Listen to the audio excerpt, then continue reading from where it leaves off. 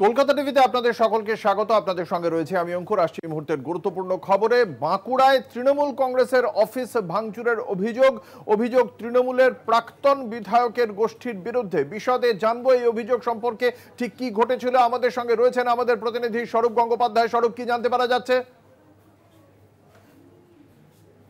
ওন্দার তৃণমূলের যে কার্যালয় রয়েছে সেই কার্যালয়ে ভাঙচুর করা হয়েছে এবং সেই ভাঙচুরের অভিযোগ ওন্দার প্রাক্তন বিধায়ক অরূপ খার গোষ্ঠীর বিরুদ্ধে। কারণ সকাল থেকেই ওন্দার মাটি কিন্তু উত্তপ্ত হয়ে উঠেছিল তৃণমূলের দুটি মিছিলকে কেন্দ্র করে।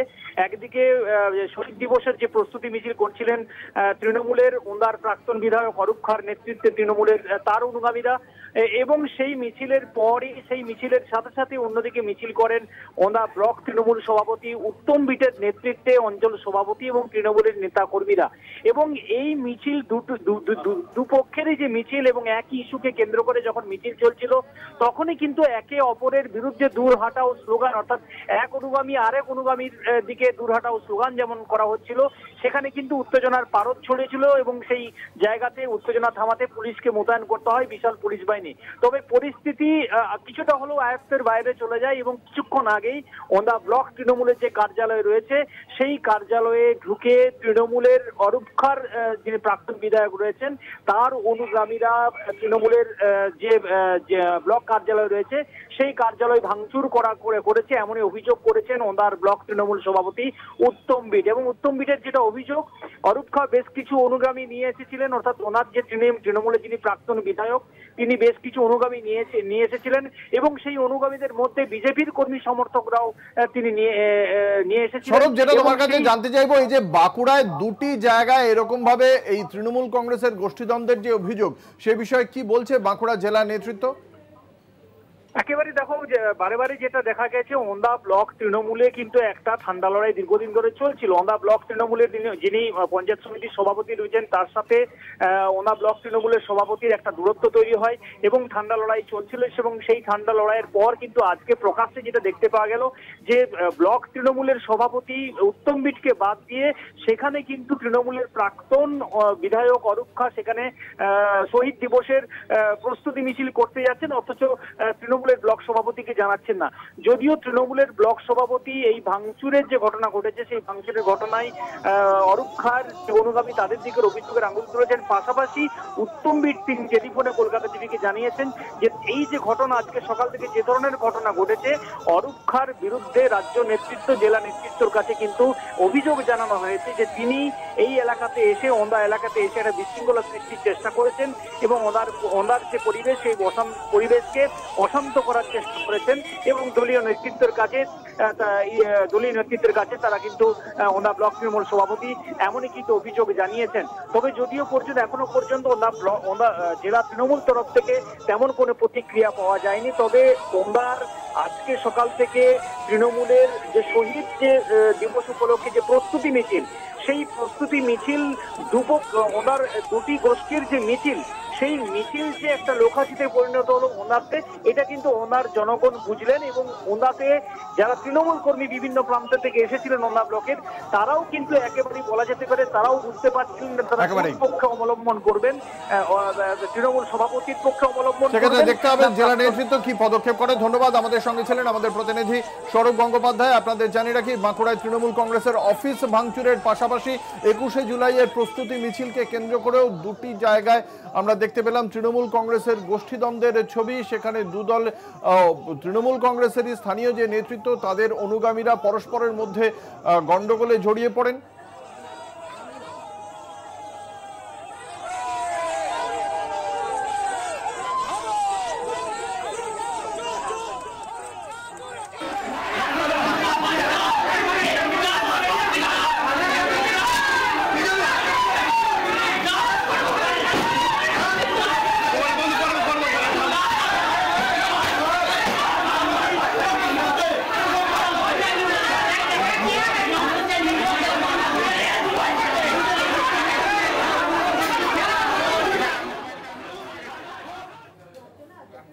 চোপড়ার পর এবার পূর্ব বর্ধমানেও সালিশি সভা নিয়ে শোরগোল।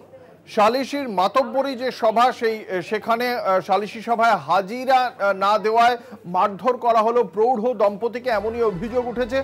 বর্ধমানের জামালপুরের ঘটনা। সালিসি সভা ডাকা হয়েছিল এবং সেই সালিসি সভায় উপস্থিত হননি প্রৌঢ় দম্পতি এবং সেই কারণেই তাদের মারধর এবং খুনের হুমকিও দেওয়া হয় বলে জানতে পারা যাচ্ছে।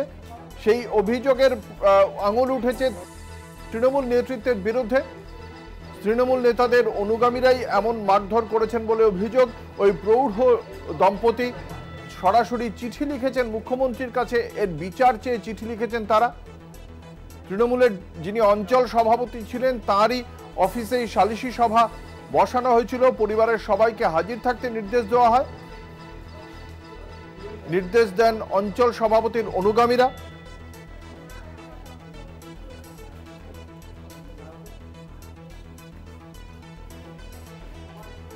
কথা বলবো, আমাদের সঙ্গে রয়েছেন আমাদের প্রতিনিধি চন্দন সেনগুপ্ত। চন্দন, এখনো পর্যন্ত কি জানা যাচ্ছে এই প্রৌঢ় দম্পতির কি অভিযোগ এবং সেই অভিযোগের প্রেক্ষিতে কি সাফাই রয়েছে ওই তৃণমূল কংগ্রেসের, স্থানীয় তৃণমূল কংগ্রেস নেতৃত্বের?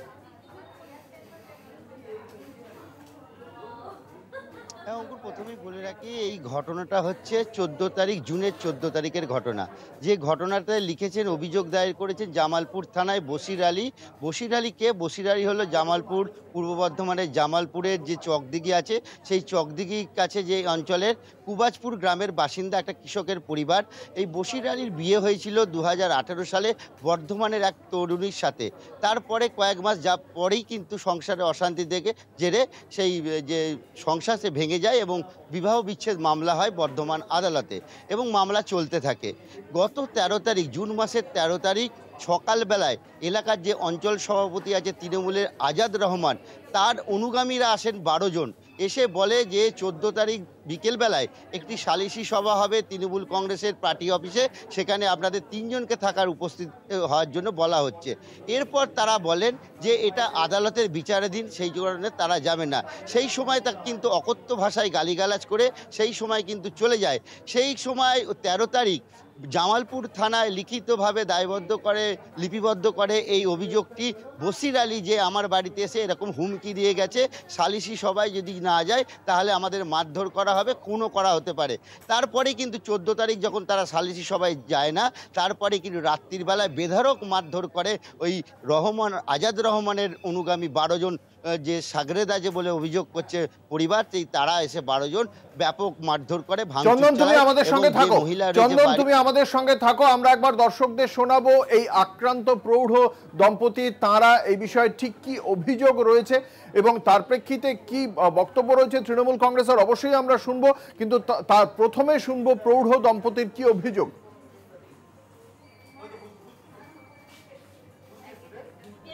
মারের প্রচন্ড মারের হুমকি দিয়েছে, আর কি বলেছে? গেলি মেরে ফেলবে, বলছে তোমাদের চাষবাস সব বন্ধ করে দেবো, বাড়ি ছাড়া করে দেবো, বাড়িতে ঢুকতে দেবো না। যে শাসক দল এসেছে আমরা শাসন করবো, শাসক দল ঘুরে এসেছে এরকম বলছে আমাদেরকে। ওদের সালিসি সভাতে যাননি বলেই কি মারধর? ওদের সালিসি সভাতে যায়নি বলে আমরা বলছি এটা কোর্ট চলছে, কোর্টেই বিচার হবে, আমরা কোর্টের বিচারের ইয়েতে আছি। তারপরে আমাদেরকে প্রচন্ড মারধর করে যে আমাদের বিচারে বসতে হবে, যা বিচার আমরাই করবো।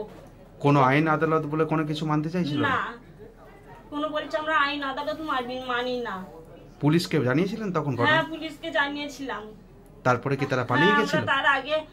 আমরা তার আগে পুলিশকে আমরা জানিয়ে গিয়েছিলাম, আমরা অভিযোগ জানিয়েছিলাম। অভিযোগ জানানোর পরেও ওরা কিছু আমাদের ইয়ে করিনি।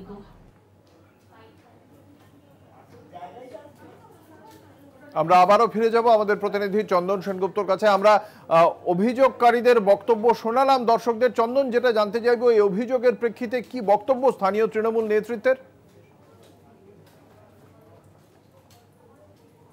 স্থানীয় তৃণমূল নেতৃত্বরা যেটা বলছে যে এরকম কোনো ঘটনার খবর তারা এখনো পায়নি, তবে এরকম যদি ঘটনা ঘটে থাকে তাহলে দল কিন্তু নিশ্চয়ই ব্যবস্থা নেবে।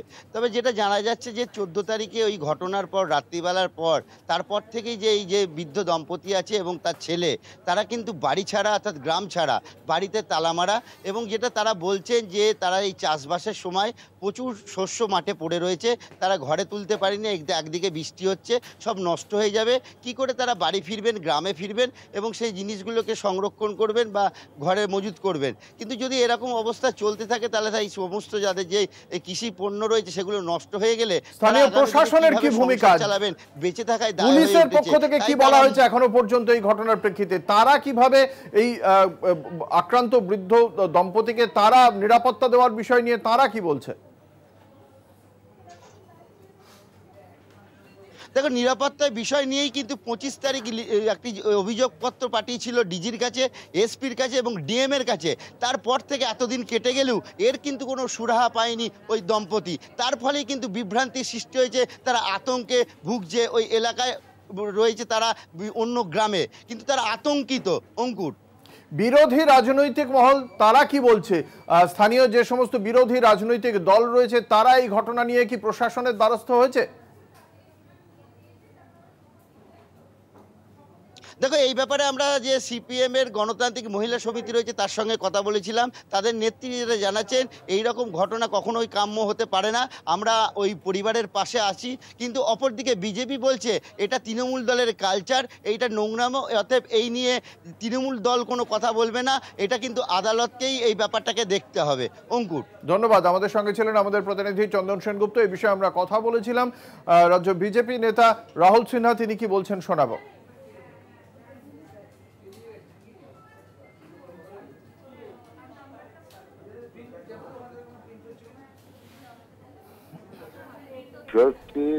যে রাজ্যে পুলিশ প্রশাসনের কারো ভয় নেই সেই রাজ্যে এই জাতীয় দৌরাত্ম্যই চলে।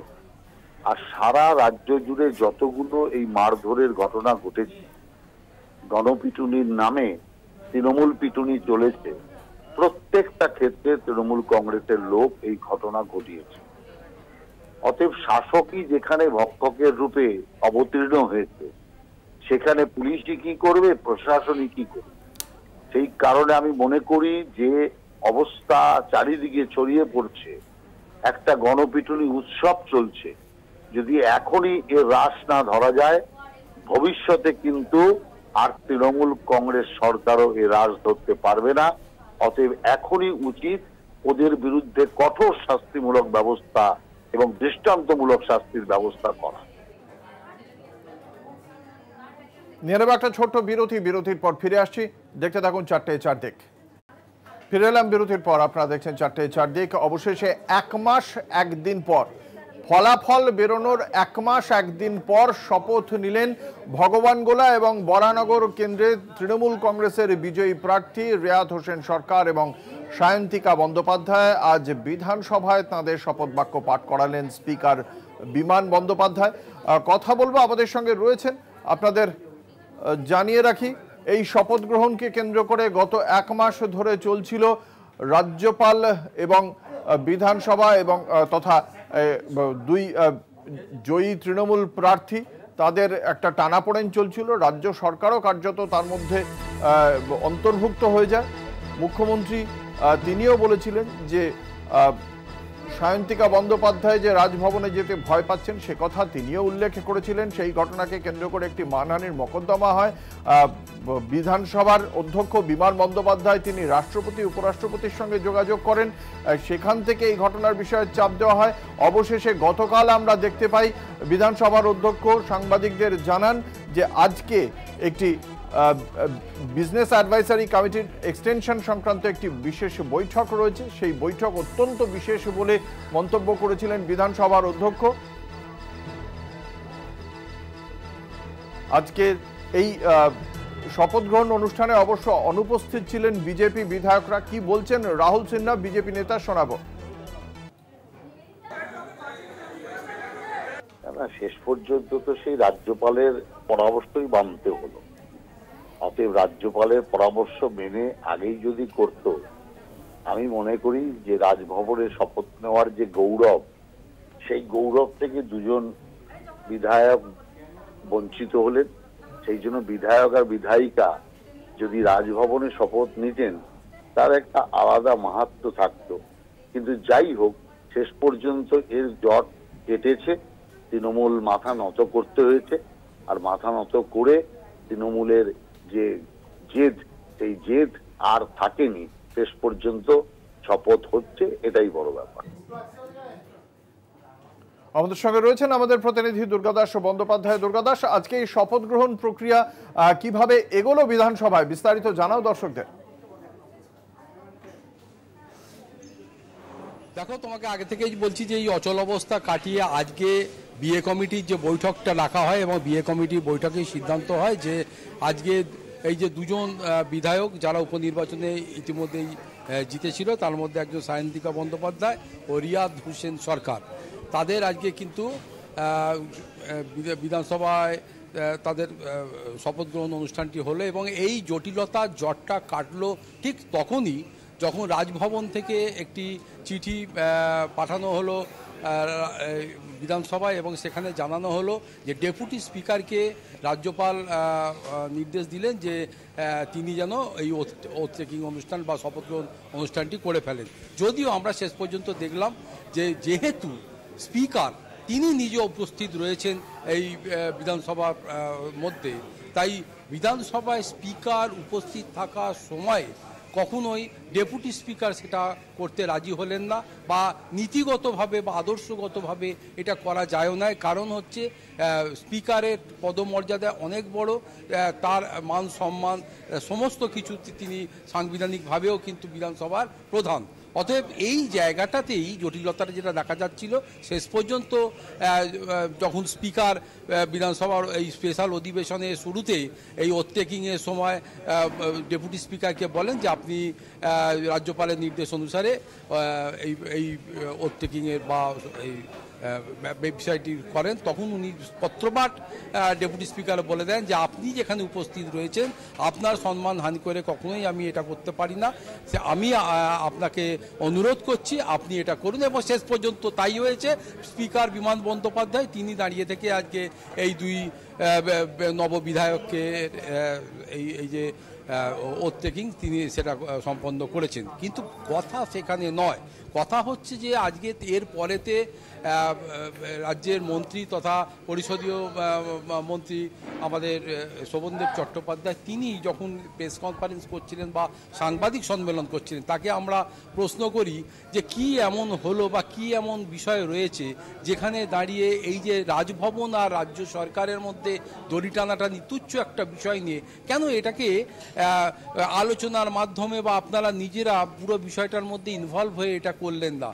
তখন এই প্রশ্নের উত্তরে যথেষ্ট ঢোক গিললেন আমাদের শোভনদেব চট্টোপাধ্যায়। তিনি বললেন যে নেত্রী যেখানে চাইছে না সেখানে আমরা নিজেরা আগ বাড়িয়ে কোনো কিছুই করতে পারি না। অতএব এর পাশাপাশি তোমাকে এটাও বলে রাখি যে এই যে দুই বিধায়ক আজকে যারা শপথ নিলেন তাদেরকে আমরা প্রশ্ন করেছিলাম যে এত লড়াইয়ের কথা বলছেন, মমতা বন্দ্যোপাধ্যায় আদর্শের কথা বলছেন, এত লড়াই লড়েছেন বলছেন, এত সাহস নিয়ে সব বিষয়ে এগিয়ে চলেছেন, সেটাও যখন বললেন সেই রকম একটি জায়গায় দাঁড়িয়ে কি এমন হলো যাতে সেই ততটুকু সাহস আপনাদের মধ্যে দেখা যাচ্ছে না যে আপনারা এই রাজভবনের গেট পেরিয়ে রাজভবনের বিজেপি অনুপস্থিত থাকার কোনো কারণ দেখিয়েছে দুর্গাদাস? তাহলে কি এটা হন্টেড প্লেস হয়ে যাচ্ছে? বিজেপি গতকালকেই যেটা আমাদের কাছে বলে গিয়েছিল যে এত শর্ট পিরিয়ডে তাদেরকে যেভাবে জানানো হচ্ছে সেটা তাদের আগে থেকে প্রত্যেকেরই নাকি অনেক কাজ আজকের জন্য শিডিউল করা আছে। এই শিডিউলটাকে অ্যাভয়েড করে তারা আজকে হঠাৎ করে ঢাকা বিধানসভায় থাকতে পারবেন না। ধন্যবাদ। আমাদের সঙ্গে ছিলেন আমাদের প্রতিনিধি দুর্গাদাস বন্দ্যোপাধ্যায়। আপনাদের জানিয়ে রাখি আজ শেষ পর্যন্ত ভোটের ফলাফল বেরোনোর 1 মাস 1 দিনের মাথায় বিধানসভার অধ্যক্ষ বিমান বন্দ্যোপাধ্যায়ের হাত ধরেই বিধায়ক হিসেবে শপথ গ্রহণ করলেন সায়ন্তিকা বন্দ্যোপাধ্যায় এবং রিয়াদ হোসেন সরকার।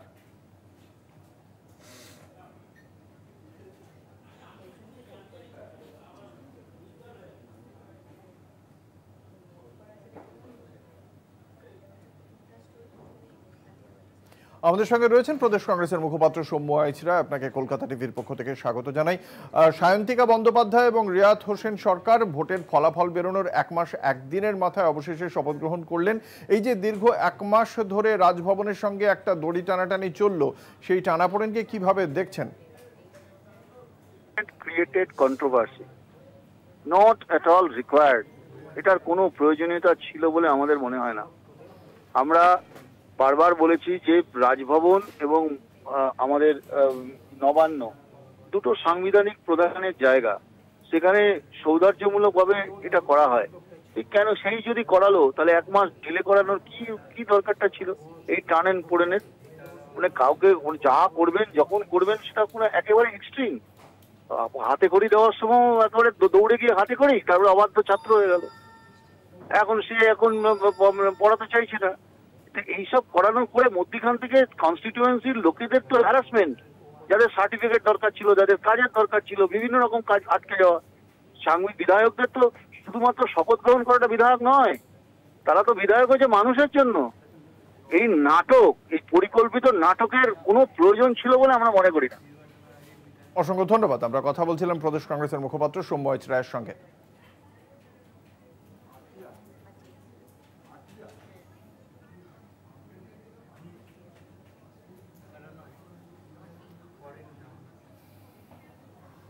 জমি দখল মামলায় গ্রেপ্তার আরো একজন।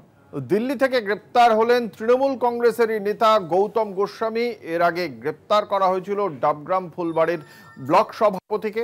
দেবাশিস প্রামাণিককে গ্রেপ্তার করা হয়েছিল। মুখ্যমন্ত্রীর কথায় গ্রেপ্তার হয়েছিলেন সেই দেবাশিস প্রামাণিক। ডাবগ্রাম ফুলবাড়ি অঞ্চলের সেই জমি কেলেঙ্কারির ঘটনায় তৃণমূল কংগ্রেসের আরেক নেতাকে গ্রেপ্তার করা হলো। এর আগে মুখ্যমন্ত্রীর নির্দেশে গ্রেপ্তার হয়েছিলেন দেবাশিস প্রামাণিক, স্থানীয় সভাপতি।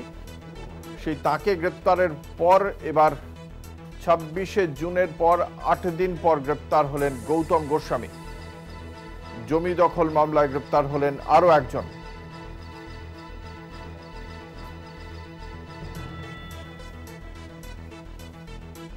আমাদের সঙ্গে রয়েছেন আমাদের প্রতিনিধি রীনা কুমার। রীনা, এই গ্রেপ্তারি সম্পর্কে কি জানা যাচ্ছে পুলিশ সূত্রে? একেবারে অক্ষর দেখো, আজই কিন্তু দিল্লি থেকে গ্রেপ্তার করা হলো তৃণমূলেরই আরেক নেতা গৌতম গোস্বামীকে। এর আগে কিন্তু এই জমি কাণ্ডেই গ্রেপ্তার করা হয়েছিল তৃণমূলের যে ডাবগ্রাম ফুলবাড়ির ব্লক সভাপতি ছিলেন দেবাশিস প্রামাণিক তাকে, এবং তার গ্রেপ্তারি প্রায় 8 দিন পর গ্রেপ্তার হলেন এই ডাবগ্রাম ফুলবাড়ির যে ব্লক সহ সভাপতি গৌতম গোস্বামী। কিভাবে যুক্ত এই কেলেঙ্কারির সঙ্গে? একেবারে দেখো, দেবাশিস প্রামাণিকের বিরুদ্ধে যে অভিযোগ ছিল সেই অভিযোগে কিন্তু নাম জড়িত ছিল এই গৌতম গোস্বামী। তবে সেই সময় কিন্তু সে হায়দ্রাবাদে ছিল এবং সেখান থেকে তিনি এই অভিযোগের পরে কিন্তু সে পলাতক হয়, এবং তারপর থেকে যে তদন্তকারী পুলিশেরা রয়েছে তারা তার খোঁজ চালাচ্ছিল এবং পুলিশের স্পেশাল অপারেশন গ্রুপ তারাও তার খোঁজ চালাচ্ছিল, এবং অবশেষে আজ দিল্লি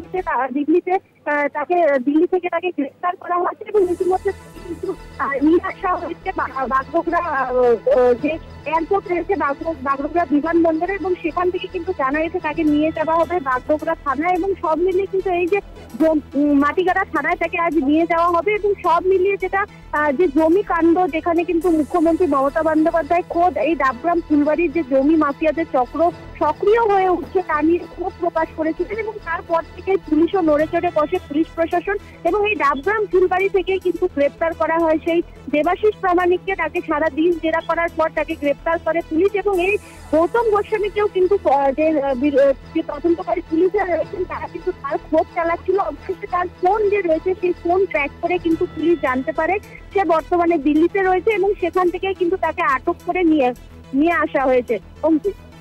একেবারে ধন্যবাদ। আমাদের সঙ্গে ছিলেন আমাদের প্রতিনিধি রীনা কুমার।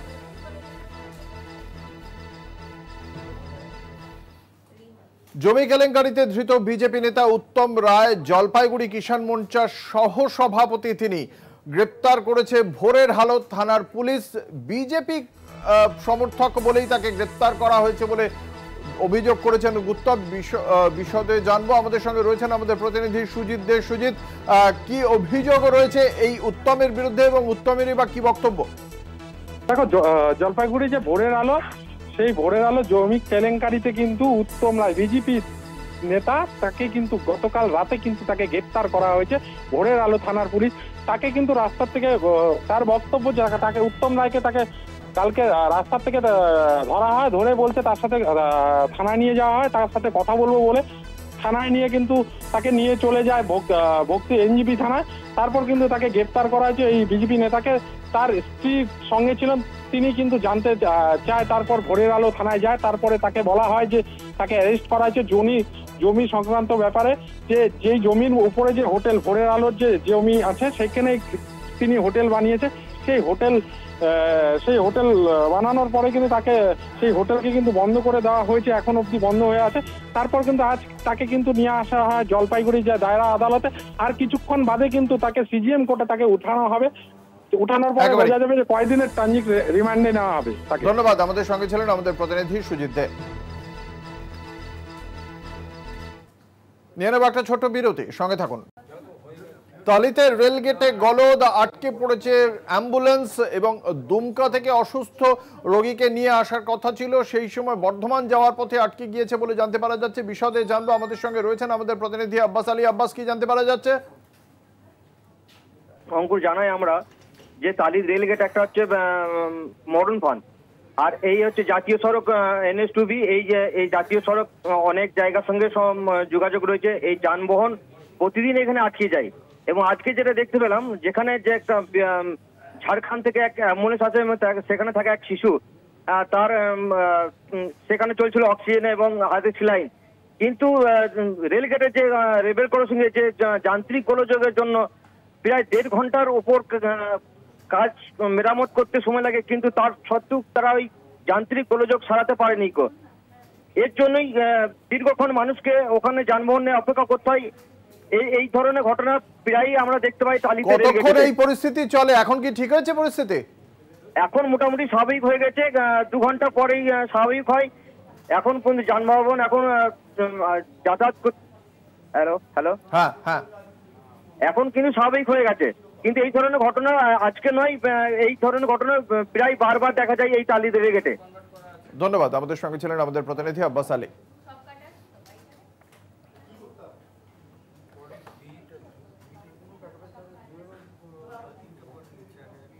বাইরে থেকে তালা বন্ধ ঘরে আগুন লাগিয়ে ভয়াবহ খুনের চক্রান্ত।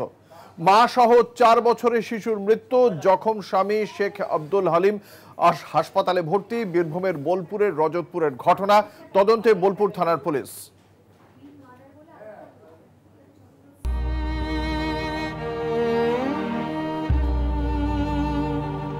মর্মান্তিক, মাঝরাতে ঘুমন্ত অবস্থায় গোটা পরিবারকে পুড়িয়ে হত্যা।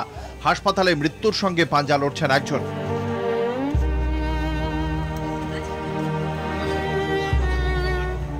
বৃহস্পতিবার রাতে খাওয়া দাওয়ার পর বাড়ির জানলা খুলে ছোট ছেলে আয়ান শেখকে নিয়ে ঘুমোচ্ছিলেন শেখ আব্দুল আলিম।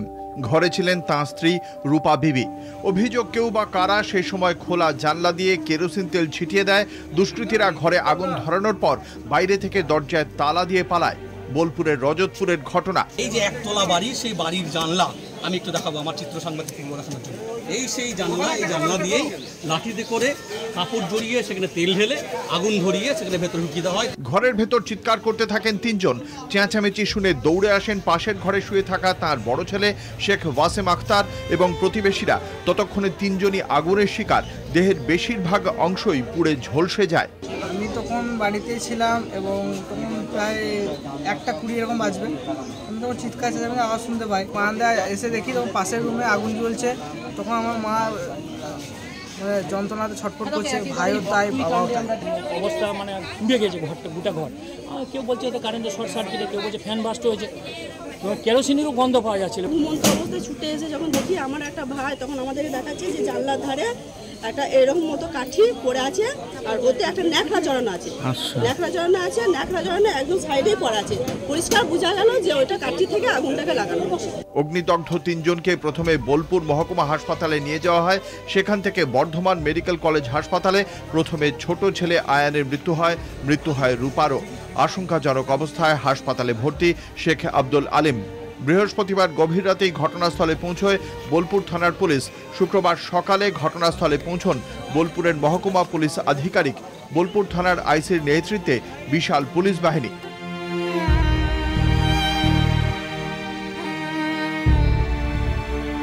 তদন্তে নেমে পুরো বাড়ি জাল দিয়ে ঘিরে দেয় পুলিশ। কলকাতার বেলেঘাটা থেকে ফরেন্সিক টিমও যাচ্ছে ঘটনাস্থলে। আক্রান্ত পরিবারের সঙ্গে দেখা করেন তৃণমূলের বীরভূম জেলা পরিষদের সভাধিপতি কাজল শেখ। পরিবারটা হচ্ছে আমার নিকটাত্মীয়, দীর্ঘদিন ধরে এই পরিবারটার সঙ্গে আমাদের নিবিড় সম্পর্ক আছে। যখনই ঘটনা ঘটে তখনই আমার আত্মীয় খোকন শেখ এখানে আসে এবং পাড়াপড়শি এসে উদ্ধার করে।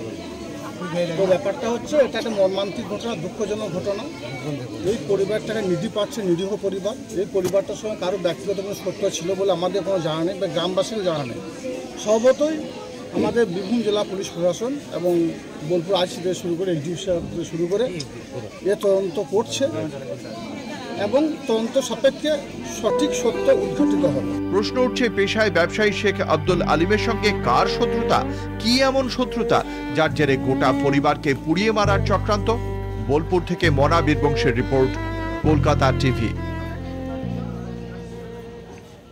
প্রাথমিক শিক্ষক নিয়োগ দুর্নীতি মামলা, ওএমআর এবং সার্ভার দুর্নীতির তদন্তের শেষ দেখতে চায় হাইকোর্ট। কলকাতা হাইকোর্টের পক্ষ থেকে এই বিষয়ে সিবিআইকে অল আউট ঝাঁপানোর নির্দেশ দেওয়া হয়েছে এবং যে কোনো প্রান্তের বিশেষজ্ঞদের শরণাপন্ন হতে পারবে সিবিআই, এমনটাই জানানো হয়েছে কলকাতা হাইকোর্টের পক্ষ থেকে। প্রয়োজনে বেসরকারি সংস্থার সাহায্যও চাইলে নিতে পারবে এবং প্রয়োজনীয় অর্থ দিতে হবে এই বিষয়ে প্রাথমিক শিক্ষা পর্ষদকে, এমনটাই নির্দেশ দিয়েছেন বিচারপতি রাজাশেখর মান্থা। সিবিআই এর ওএমআর রিপোর্ট দেখে একেবারেই সন্তুষ্ট নন বিচারপতি। তদন্তের অগ্রগতির রিপোর্ট পেশের নির্দেশ দেওয়া হয়েছে সিবিআইকে। 7 সপ্তাহ পর অগ্রগতির রিপোর্ট পেশের নির্দেশ।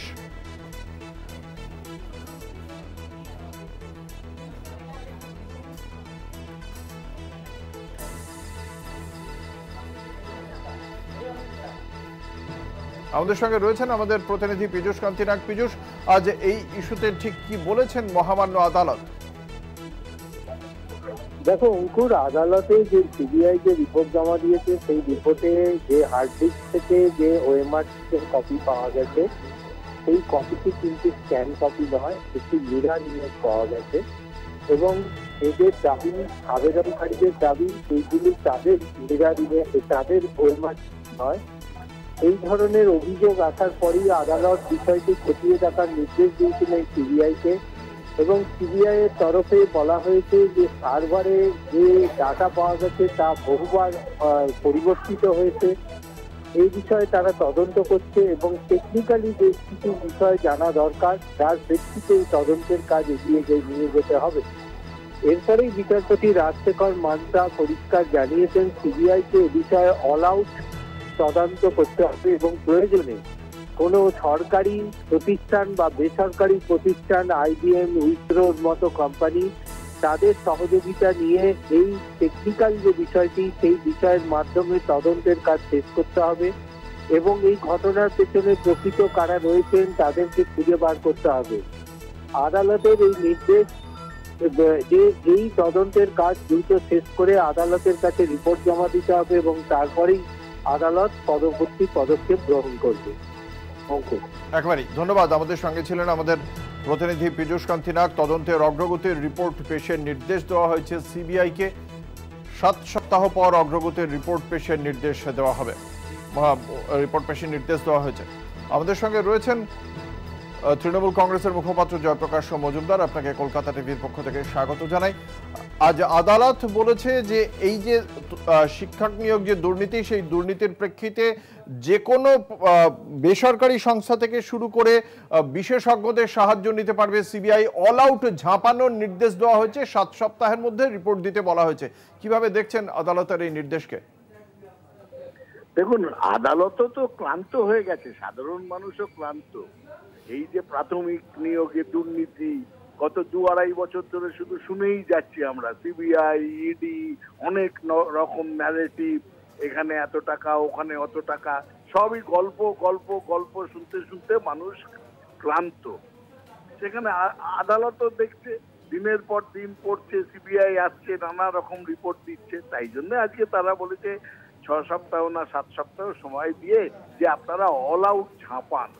এটা কি ধরনের কথা আমরা বুঝতে পারলাম না, কারণ তার মানে সিবিআই আর ইডি এতদিন কি ঘাস খাচ্ছিল, এতদিন কি করছিল?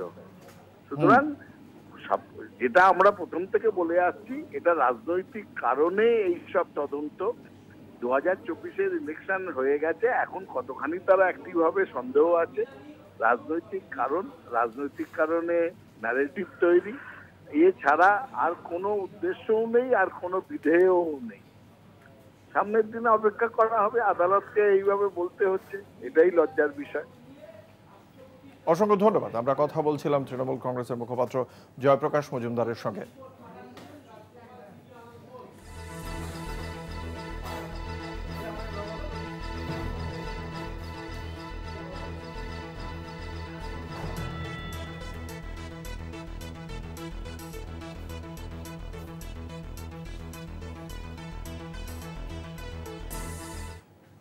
রায়গঞ্জে পুলিশের ভূমিকায় অসন্তুষ্ট বিজেপি, অপরাধের ক্ষেত্রে পুলিশের নিষ্ক্রিয়তার অভিযোগ আমাদের মাননীয়। রায়গঞ্জের উপনির্বাচনের ক্ষেত্রে পুলিশের একাংশের বিরুদ্ধে বিরোধীদেরকে বাড়ি থেকে ডেকে নিয়ে গিয়ে জোর করে তৃণমূলে যোগের অভিযোগ তুলেছে তারা, এবং সেই অভিযোগেই শুক্রবার রায়গঞ্জ থানার সামনে বিক্ষোভ দেখালেন বিজেপি কর্মী এবং বিধায়ক শঙ্কর ঘোষের দাবি, তারা যখন বিক্ষোভ দেখাচ্ছেন তখন পুলিশ কর্মীদের একাংশ সেই বিক্ষোভের ভিডিও করছিলেন। সেই অভিযোগই করেছেন তারা।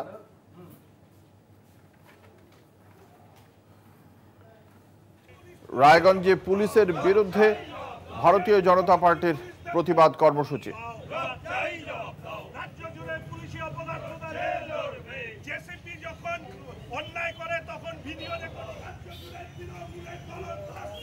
আমাদের সঙ্গে রয়েছেন আমাদের প্রতিনিধি বিক্রমাদিত্য বিশ্বাসের। কি বক্তব্য ভারতীয় জনতা পার্টির আজকে ঠিক প্রতিবাদ কর্মসূচিতে, কোন কোন দাবি এবং প্রতিবাদ উঠে এসেছে?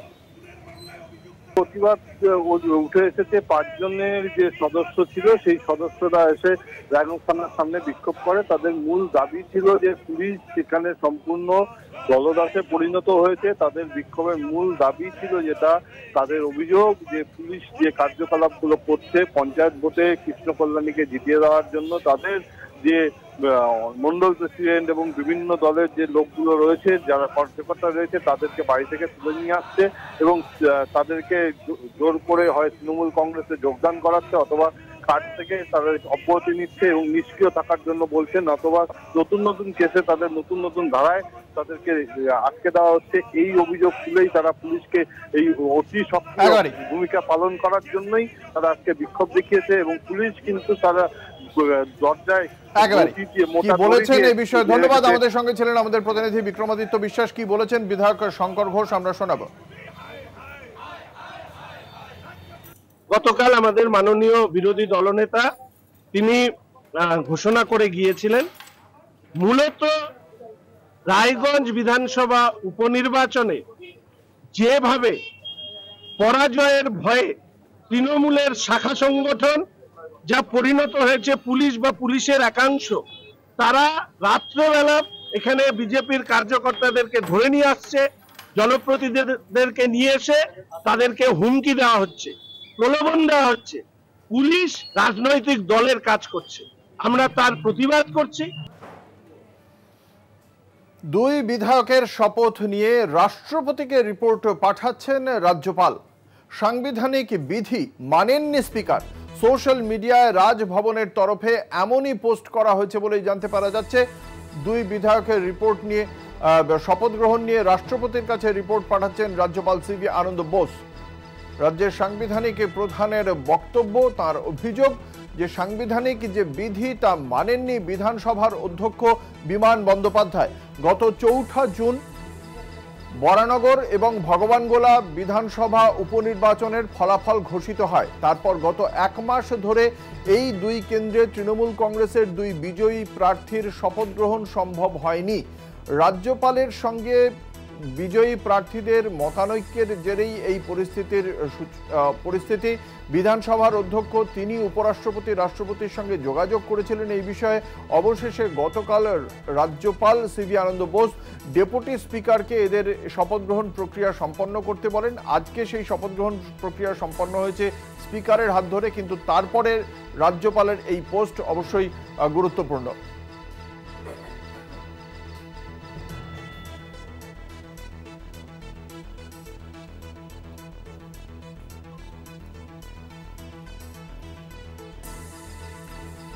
সাংবিধানিক বিধি মানেননি বিধানসভার অধ্যক্ষ বিমান বন্দ্যোপাধ্যায়, এমনটাই অভিযোগ করলেন রাজ্যের সাংবিধানিক প্রধান রাজ্যপাল সিভি আনন্দ বোস। দুই বিধায়কের শপথ নিয়ে রাষ্ট্রপতিকে রিপোর্ট পাঠাচ্ছেন তিনি। আমাদের সঙ্গে রয়েছেন আমাদের বিশেষ প্রতিনিধি দেবজ্যোতি ঘোষ। দেবজ্যোতি, এই যে রাজ্যপালের অভিযোগ সাংবিধানিক বিধি মানেননি স্পিকার, এর ঠিক ফলাফল পরিণতি কি হতে পারে এবং ঠিক কোন জায়গায় ত্রুটি হয়েছে সেই বিষয়ে কি কিছু বলেছেন তিনি? তিনি একটা ছোট্ট এক্সহ্যান্ডেলে তথ্য সামনে এনেছেন। সেখানে বলেছেন যে সংবিধানের যে সংস্থানগুলো রয়েছে সেগুলোকে মানা হয়নি।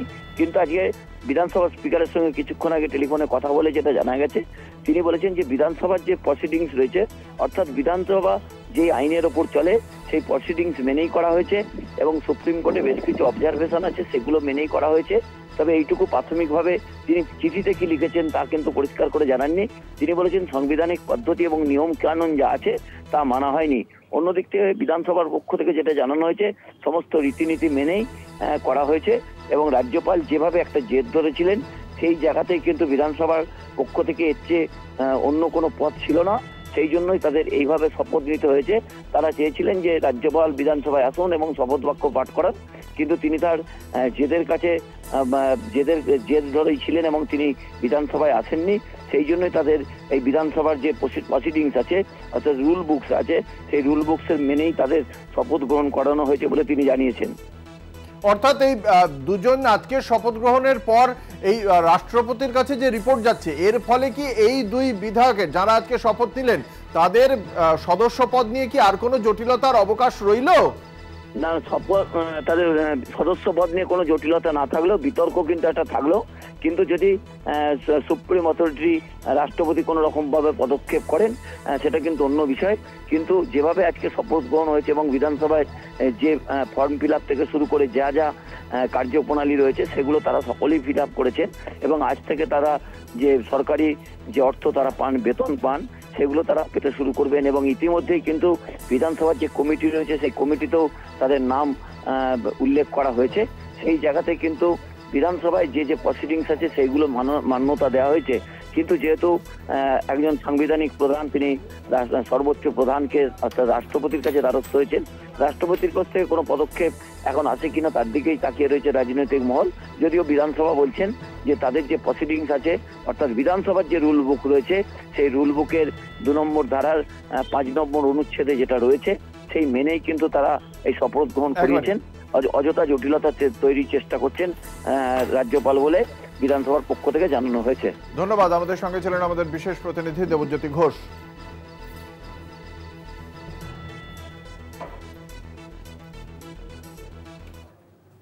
নিয়ে নেব একটা ছোট্ট বিরতি, সঙ্গে থাকুন। বর্ষার শুরুতেই রাজ্যে ফের ডেঙ্গির থাবা। আক্রান্তের সংখ্যার নিরিখে শীর্ষে উত্তর 24 পরগনা, উদ্বিগ্ন স্বাস্থ্য দপ্তর। চিন্তা বাড়িয়েছে মুর্শিদাবাদ, হুগলির মতো জেলাগুলিও। ডেঙ্গি রোধে জনসাধারণের মধ্যে সচেতনতা বৃদ্ধির ওপর জোর দিতে চাইছে প্রশাসন। বর্ষার শুরুতেই রাজ্যে বাড়ছে ডেঙ্গির প্রকোপ। ডেঙ্গির উপসর্গ নিয়ে হাসপাতালে ভর্তি মহিলা পুরুষ সহ 50 জন। বসিরহাট স্বাস্থ্য জেলার সীমান্ত থেকে সুন্দরবনের 10টি ব্লকের বিভিন্ন জায়গা থেকে হাসপাতালে ভর্তি হচ্ছে রোগীরা। স্বাস্থ্যকর্মীরা বিভিন্ন গ্রামে গ্রামে ঘুরে সচেতনতার বার্তা দিচ্ছে। জ্বরে আক্রান্তদের নাম, পরিচয়, ঠিকানা, মোবাইল নম্বর লিপিবদ্ধ করছেন স্বাস্থ্যকর্মীরা। বিভিন্ন স্বাস্থ্যকেন্দ্র, ব্লক হাসপাতালগুলোকে সতর্ক করা হয়েছে। পাশাপাশি জ্বর হলে রক্তের নমুনা সংগ্রহ করে দ্রুত পরীক্ষা করে রিপোর্ট দেওয়ার নির্দেশ দিয়েছেন বসিরহাট স্বাস্থ্য জেলার মুখ্য স্বাস্থ্য আধিকারিক রবিউল ইসলাম গায়েন। ভয়ের কোনো ব্যাপার নেই তো? না, ভয়ের কোনো ব্যাপার নেই। তো আমরা প্রিপারেশনের মধ্যে আছি। হ্যাঁ, আমরা মোটামুটি মানে সব ধরনের প্রতিরোধগুলো যেগুলো আছে সেগুলো কার্যকর করছি। আজকে যেমন ডিএনসের রেটিং আছে, এগুলো আমাদের চলছে আর কি। ডেঙ্গির বারবারন্ত মুর্শিদাবাদে মোট ডেঙ্গি আক্রান্ত 156। সূত্রের খবর, গত বছর 10,000-এরও বেশি ডেঙ্গিতে ভুগেছিলেন মুর্শিদাবাদ মেডিকেলে ভর্তি ডেঙ্গি আক্রান্তরা। বর্ষার সময় ডেঙ্গির বারবারন্তে মুর্শিদাবাদ মেডিকেল কলেজ হাসপাতালের সামনে জমেছে জল। সেই জলেই মশা দেখা যাচ্ছে। এখন থেকে উদ্যোগ না নিলে ডেঙ্গির প্রকোপ বাড়বে, আতঙ্কিত জেলাবাসী।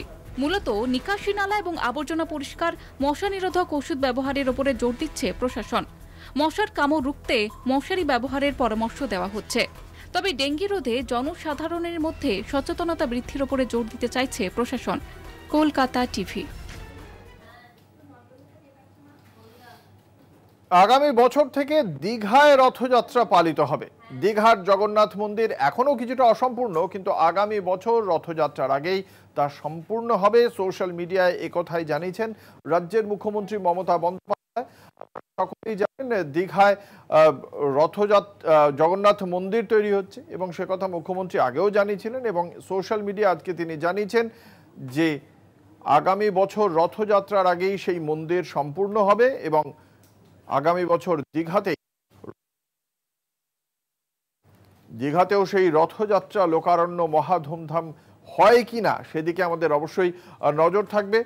এবং এই মুহূর্তে যে জায়গায় রয়েছে, আগামী বছর রথযাত্রার আগে দীঘার জগন্নাথ মন্দির সম্পূর্ণ হচ্ছে কিনা সেদিকে অবশ্যই নজর থাকবে আমাদের।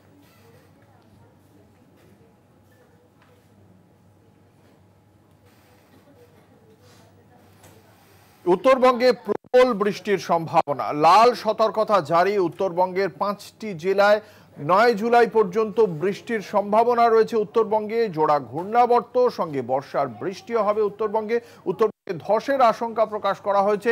জলস্তর বাড়বে পাহাড়ি নদীগুলিতে, তবে দক্ষিণবঙ্গে হালকা থেকে মাঝারি বৃষ্টি। বাঁকুড়া, ঝাড়গ্রাম, পুরুলিয়া এবং 24 পরগনায় হালকা থেকে মাঝারি বৃষ্টির কথাই বলা হয়েছে। বিশদে জানবো, আমাদের সঙ্গে রয়েছেন আমাদের প্রতিনিধি শাশ্বতী রায়। শাশ্বতী, কি বলা হচ্ছে আবহাওয়ার পূর্বাভাস সম্পর্কে হাওয়া অফিসের পক্ষ থেকে? এবং বর্ষার বৃষ্টির জেরে উত্তরবঙ্গে প্রবল বৃষ্টির সম্ভাবনা জারি রয়েছে উপরের 5 জেলাতে, এবং বিশেষত দার্জিলিং, জলপাইগুড়ি এবং কোচবিহার এই 3 জেলার ক্ষেত্রে বিশেষ সতর্কতা জারি। লাল সতর্কতা জারি হয়েছে আজকের জন্য এবং 9 তারিখ পর্যন্ত এই বৃষ্টি জারি থাকবে উত্তরবঙ্গে। এরই সঙ্গে দক্ষিণবঙ্গের প্রত্যেকটি জেলাতেই বিক্ষিপ্ত হালকা বৃষ্টির সম্ভাবনার কথা জানাচ্ছে আলিপুর আবহাওয়া দপ্তর। ধন্যবাদ। আমাদের সঙ্গে ছিলেন আমাদের প্রতিনিধি শাশ্বতী রায়।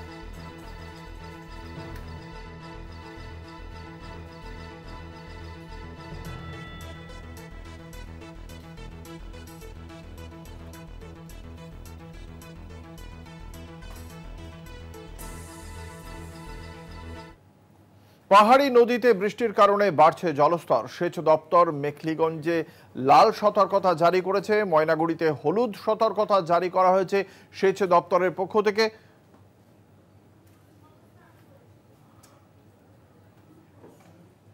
উত্তরবঙ্গে একটানা বৃষ্টি এবং আলিপুর আবহাওয়া দপ্তরের পক্ষ থেকে জানানো হয়েছে আগামী কয়েকদিনও উত্তরবঙ্গে ভারী বৃষ্টির আশঙ্কা রয়েছে। ফলে পাহাড়ি নদীতে বৃষ্টির কারণে জলস্তর যে আরও বাড়বে তা নিয়ে কোনো সন্দেহ নেই। এই মুহূর্তে বৃষ্টির কারণে বেড়েছে। ইতিমধ্যেই সেচ দপ্তরের পক্ষ থেকে লাল সতর্কতা জারি করা হয়েছে।